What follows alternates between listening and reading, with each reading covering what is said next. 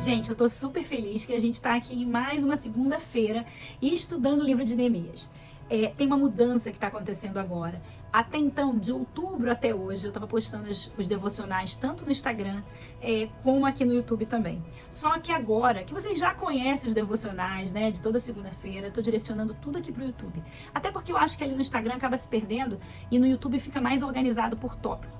E a gente, essas semanas, a gente tem estudado o livro de Neemias, lembra? O capítulo 1. Ficamos 2 semanas estudando aqui o 2. Não é nem um estudo, não posso considerar, porque a gente tá aqui, fica aqui 10 minutinhos, 12 minutinhos no máximo. Tem muita coisa boa que vocês podem assistir, né? Quando vocês estiverem em casa, assim, estudos mais profundos de homens e mulheres maravilhosas sobre o assunto. Mas hoje a gente vai entrar no capítulo 3. Eu não vou ler o capítulo 3, eu sei que eu li alguns capítulos anteriores, mas por que eu não vou ler? O texto, o capítulo 3, ele é super longo e não só isso, ele é um capítulo difícil de falar, você vai ver que os nomes são difíceis, vocês sabem que a gente está no jejum e oração fazendo um estudo sobre, aí a gente vai um pouquinho mais profundo no jejum e oração. E eu deixei a minha amiga Ana Paula, ela falou, Lu, logo o capítulo 3 pra mim, porque ele realmente, ele parece que você, quando você lê ele a primeira vez, você vai dizer assim, gente, o que ela vai falar sobre o capítulo 3? Né? Não tem nada aqui, só tem nome difícil, um monte de porta, um monte de nome de gente que eu não consigo nem pronunciar, mas tem muita coisa nesse capítulo. Gente, na verdade, eu tô apaixonada pelo livro de Neemias, e a gente, eu sei que eu falo isso, parece até que a gente tá, eu falo de José, eu falo que sou apaixonada, que eu sou apaixonada pela história de José e tantas outras, mas realmente o livro de Neemias é um livro de mudança de vida, de reconstrução, da gente ver a mão do Senhor atuando. E o capítulo 3, ele fala justamente da distribuição do trabalho. Eu vou ler somente os versículos que mais para que a gente vai estar tratando hoje. E a primeira coisa que eu queria falar com vocês é do versículo 1. O sumo sacerdote Eliasibe e os seus colegas sacerdotes. Gente, eu tô sem a minha Bíblia, letra gigante. Então, assim, eu tô assim capenga aqui para ler, por isso. Começaram o seu trabalho e reconstruíram a porta das ovelhas. Então eles começaram o trabalho e reconstruíram. Eles a consagraram e colocaram as portas no lugar. Depois construíram um muro até a torre dos 100, que consagraram, e até a torre de Ananael. O que acontece aqui? Eu percebi, que me chamou a atenção é que esse grupo que estava responsável aqui por esse trabalho, ele reconstrói a porta primeiro, né? A porta das ovelhas. E a colocou no lugar.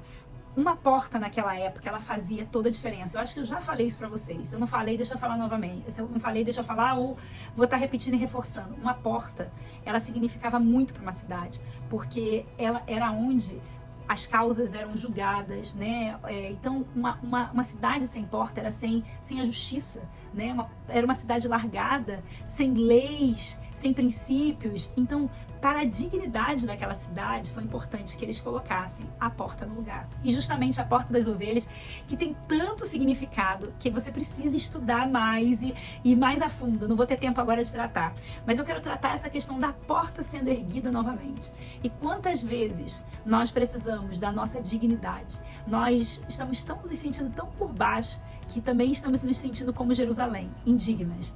Ninguém acredita mais na gente, né? Quantas mulheres, talvez homens, que estão me ouvindo hoje, possam estar se sentindo dessa maneira, né?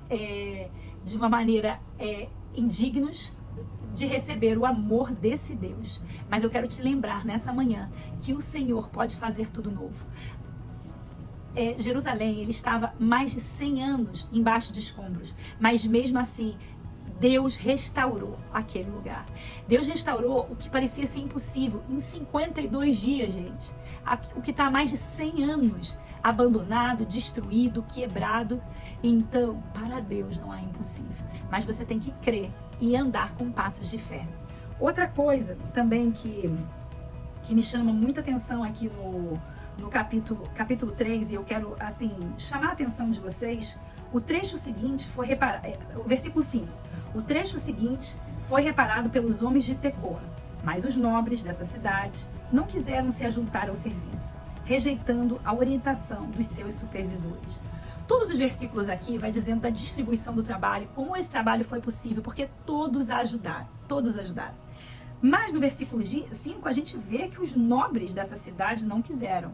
apesar de pessoas que faziam os ourives estavam aqui envolvidos, tantas pessoas estavam envolvidas, inclusive as mulheres. A gente pode ver isso no versículo 12. As mulheres também foram levantadas. Talvez elas não tivessem a força física, né, de levantar uma pedra, mas elas poderiam também contribuir. E todos precisavam contribuir para que essa obra fosse concluída. E eu pergunto para você hoje, aonde Deus tem te chamado para reconstruir os muros, talvez na sua igreja, na sua família, que você precisa se levantar, independente da situação que você esteja, independente daquilo que você acha que você é fraco, que você é menos do que o outro, mas você precisa se levantar. E aqui a gente vê que os nobres, foi um grupinho ali que não aceitou, todos estavam trabalhando. Então assim, não pense que, não desanima no versículo, no capítulo 3, não. Lê ele todo, porque tem muita riqueza, você vai vendo que tinham muitos trabalhadores. Quando uma igreja, por exemplo, ela se une no mesmo propósito, em oração, em trabalho, muitas coisas vão acontecer. Só que os nobres, eles se recusaram. E isso nos mostra que a oposição sempre vai ter gente que vai se levantar contra. Numa liderança, por melhor que ela seja, sempre vai se levantar uma oposição. Falei um pouquinho disso, mas não fique achando e nem desmerecendo aquilo que o Senhor falou para você, porque meia dúzia se levantou para ser contra aquilo que o Senhor te chamou para fazer. Porque isso vai ocorrer.